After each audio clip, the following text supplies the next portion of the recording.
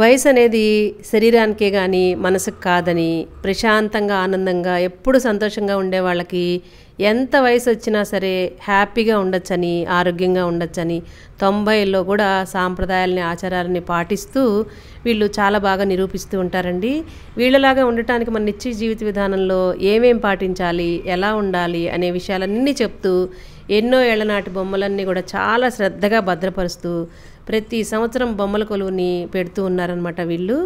ఈ విషయాలన్నీ ఈరోజే మన ఛానల్లో హోమ్ టూర్ ప్లస్ బొమ్మల కొలువు అనమాట. హోమ్ టూర్ అంటే ఏంటంటే పై ఫ్లోర్ అంతా వీళ్ళు చక్కగా ప్రశాంత నిలయంలాగా స్వామికి కేటాయించేశారండి. భజనలు, మెడిటేషన్స్ ఇవన్నీ పైన చేస్తూ ఉంటారు. ఇదంతా కూడా మీతో ఒక వీడియోలాగా చేసి పోస్ట్ చేస్తానమాట.